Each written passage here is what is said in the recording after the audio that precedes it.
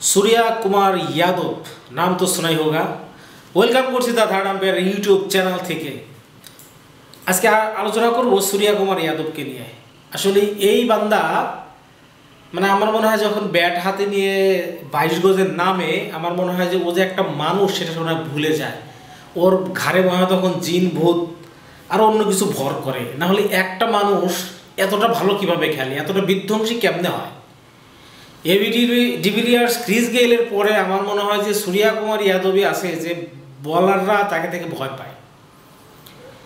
মানে ক্রিজের চারিদিকে শট খেলতে পারে, অসাধারণ টেকনিক, মানে বলকে তুলোধুনা করার পরেও তাকে আউট করাটা কিন্তু খুবই মুশকিল। স্ক্রিনে যে ভিডিওটা দেখতেছেন এটা হচ্ছে এবারের আইপিএলে তার পারফরমেন্স। সরি, যে ছবিটা দেখতেছেন এটা হচ্ছে এবারের আইপিএলে তার পারফরমেন্স। এর বাইরেও সে মানে শুধু এই পারফরমেন্স দেখে হয়তো আপনি বুঝতে পারবেন যে এরকম আহামরি কি, এরকম তো আরও অনেক ক্রিকেটারই খেলে। তার যে ইম্প্যাক্ট, মানে সে যখন দলের প্রয়োজনে ব্যাট হাতে মানে তাণ্ডব চালাইছে, মুম্বাই জিতছে, মুম্বাই তার সৌরভে ফিরছে। আইপিএলের শুরুর দিকে কয়েকটা ম্যাচ রোহিত শর্মা এবং सूर्या कुमार यादव মানে তাদের যে নেচার, ওই নেচারে সে ব্যাটিং করতে তারা পারে নাই। মুম্বাইয়ের অবস্থা ছিল টেবিলের একদম তলানিতে, এখন সেই মুম্বাই কিন্তু তারা প্লে অফে চলে যাবে, তাদের পয়েন্ট টেবিলের অবস্থানে এখন তারা 3 নম্বরে অবস্থান করছে। সো सूर्या कुमार यादव মুম্বাইয়ের জন্য যে কতটা ইম্পর্টেন্ট একজন প্লেয়ার, রোহিত শর্মা মুম্বাইয়ের জন্য কতটা ইম্পর্টেন্ট প্লেয়ার, তাদের পারফরমেন্স যতদিন ছিল না মুম্বাইয়ের অবস্থা খারাপ ছিল, তাদের পারফরমেন্স এখন ভালো, মুম্বাইয়ের অবস্থা ভালো। সো আইপিএলে মুম্বাই ইন্ডিয়ান্সের মতো টিম যদি কোয়ালিফায়ারে না খেলে আসলে আইপিএলের সৌন্দর্যটা থাকে না।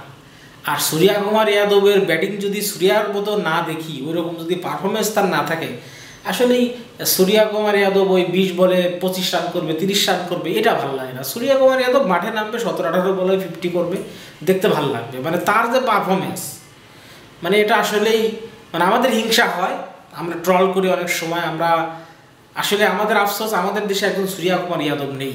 আদৌ কোনোদিন আসবে কিনা জানি না, মনে হয় না আসবে, কারণ আমাদের মেন্টালি, আমাদের ক্রিকেটারদের যে মেন্টাল, এটা এরা হচ্ছে 120-30 স্ট্রাইক রেটে সন্তুষ্ট টি-20-তে। ওয়ানডেতে তারা এখনও সেই মানে 2000 সালের মতো 70-80 স্ট্রাইক রেটে তারা ব্যাট করে। টেস্টের কথা নাই বললাম, ওভার প্রতি 2 রান করে নিয়ে এখনও। তো আমাদের মেন্টালি আছে সেই পড়ে আছে আরও 20 বছর পিছনে। তো सूर्या कुमार यादव তো এই ডিজিটাল যুগের ব্যাটসম্যান, ওর তো চিন্তাধারা যে আমি যদি মানে ওই 17-18 বলে 50 না করতে পারি তাহলে ইন্ডিয়ান টিমে আমার সুযোগ হবে না। বাংলাদেশ টিমে সুযোগ পাইতে গেলে তো 120 স্ট্রাইক রেট হলে তো মনে করো যে সোনায় সোহাগা। 150-60 তো দূরের কথা, বিরাট কোহলি 160 স্ট্রাইক রেটে ব্যাট করে আইপিএলে, তারপরেও তাকে নিয়ে ট্রল হয় যে বিরাট কোহলির মানে এখন আর সে টি-20-তে চলে না। আরে ভাই 160-70 স্ট্রাইক রেটে ব্যাট করতেছে, তারপরেও তারা ভালো লাগতেছে না। আর বাংলাদেশের ক্রিকেটারদের কথা আর কি বলবো, সেই বিষয়টা অন্য ভিডিওতে আলোচনা করব।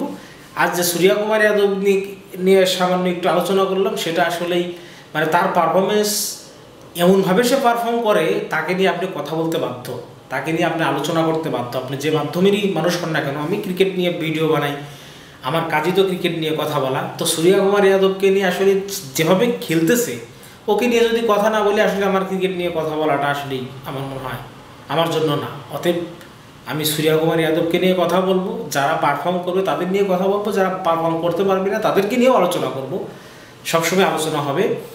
আর দেখা যাক, সামনে আইপিএলের আরও বেশ কিছু ম্যাচ আছে, কোয়ালিফায়ার আছে, ফাইনাল আছে।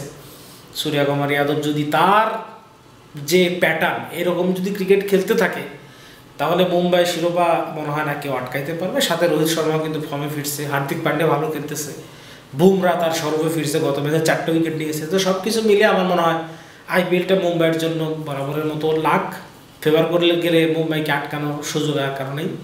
দেখা যাক কী হয়। তবে আমার ব্যক্তিগতভাবে আমি চাই আমার প্রিয় দল আরসিবি চ্যাম্পিয়ন হোক। শুভকামনা থাকলো আরসিবির জন্য। আপনারা আপনাদের আইপিএল ফেভারিট টিম কোনটা কমেন্ট অবশ্যই জানিয়ে দিবেন। নতুন ভিডিও যতক্ষণ পর্যন্ত না আপলোড করছি ততক্ষণ পর্যন্ত আপনারা ভালো থাকেন, সুস্থ থাকেন। আর যারা এখনও সাবস্ক্রাইব করেনি তারা আমার এই চ্যানেলটা প্লিজ সাবস্ক্রাইব করুন। আসসালামু আলাইকুম।